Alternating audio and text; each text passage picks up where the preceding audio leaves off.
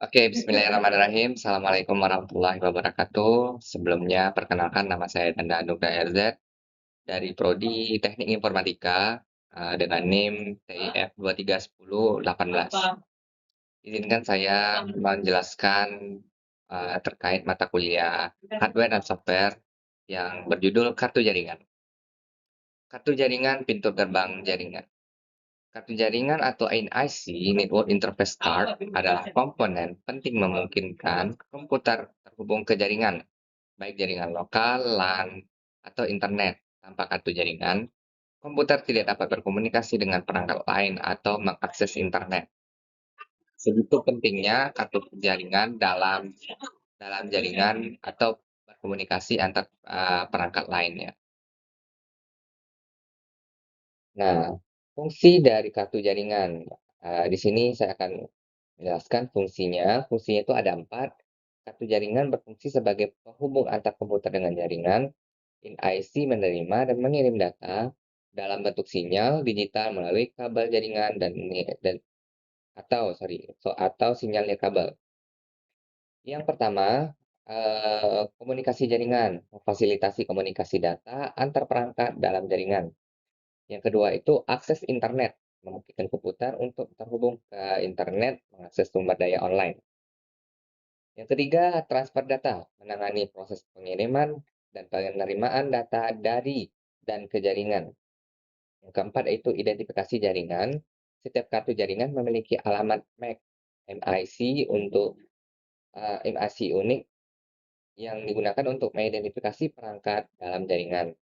Nah, itu fungsi utama dari kartu jaringan. Nah, mungkin bisa saya jelaskan ada 3 jenis kartu jaringan. Kartu jaringan tersedia dalam berbagai jenis, cuman saya jelaskan 3 dulu karena dalam komponennya itu yang terpenting ada 3. Masing-masing dengan kelebihan dan kekurangan yang berbeda, pemilihan jenis kartu jaringan tergantung pada kebutuhan. Intinya, jenis-jenis kartu jaringan yang tersedia itu adalah kebutuhan kita masing-masing. Yang pertama itu adalah ada kartu jaringan internet.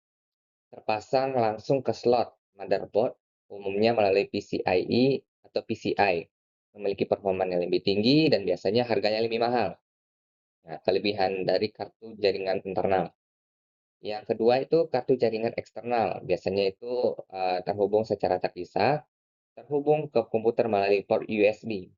Lebih mudah untuk diinstal dan dihapus, tetapi performa mungkin lebih rendah dibanding dari kartu jaringan internal. Yang ketiga itu kartu jaringan onboard, terintegrasi dengan motherboard.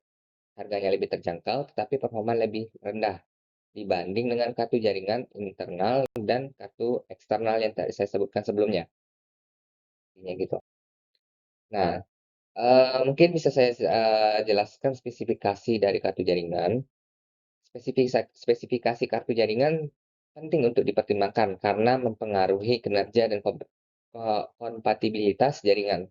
Jadi intinya, spesifikasi ini penting ketika kita memilih dan membeli kartu jaringan untuk kebutuhan kita, gitu. Kecepatan menunjukkan di sini ada kecepatan menunjukkan kecepatan transfer data biasanya diukur dalam megabit per second, megabit per detik. Yang kedua itu ada interface antarmuka, jenis koneksi fisik seperti PCI atau PCIe, PCI atau USB. Standar jaringan Standar jaringan yang didukung seperti Ethernet, Wi-Fi, dan Bluetooth. Selanjutnya itu ada fitur tambahan. Fitur tambahannya seperti QoS, Quality of Service, VLAN, Virtual Local Area Network, atau dukungan Wake on LAN. Nah, selanjutnya akan dilanjutkan oleh saudara saya. Oke, baik, saya akan melanjutkan apa yang dijelaskan oleh saudara Danda tadi. Ya, selanjutnya ada namanya proses instalasi kartu jaringan.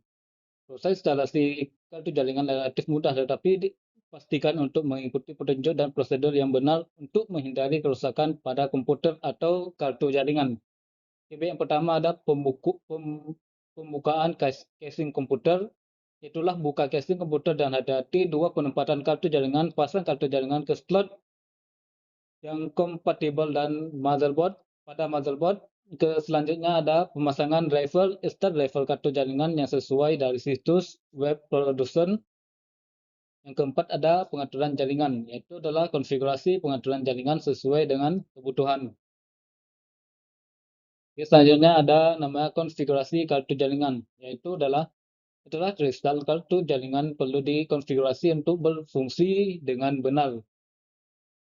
Itulah dengan konfigurasi ini menentukan bagaimana komputer berkomunikasi dengan jaringan. Yang pertama ada alamat IP. Alamat IP unik yang mengidentifikasi komputer jaringan. Yang kedua ada subject mask, menentukan jaringan mana yang dimiliki oleh komputer. Yang selanjutnya ada gateway default, alamat IP router yang digunakan untuk akses internet. Selanjutnya ada DSN server. DSN server yang menunjukkan nama domain ke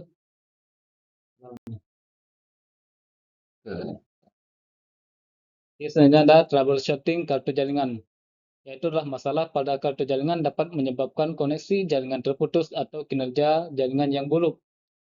Yang pertama adalah menyebabkan koneksi kabel. Periksa apakah kabel jaringan terhubung dengan benar ke kartu jaringan dan perangkat jaringan lainnya.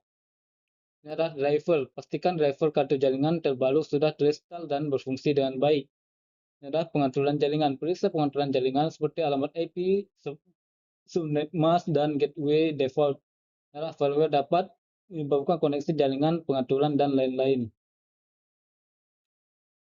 Yang selanjutnya ada nama perawatan kartu jaringan. Perawatan rutin kartu jaringan dapat memperpanjang umur dan kinerja kartu jaringan. Itulah bersihkan kartu jaringan secara berkala dari debu dan kotoran. Pertama ada pembersihan debu. Bersihkan debu dan kotoran pada jaringan dengan sikat lembut. Yang kedua adalah pemeriksaan fisik. Periksa kondisi fisik kartu jaringan, pastikan tidak ada kerusakan atau tanda-tanda aus. Selanjutnya adalah pembaharuan driver. Pembaharuan driver kartu jaringan secara berkala untuk mempercepat kinerja terbaik.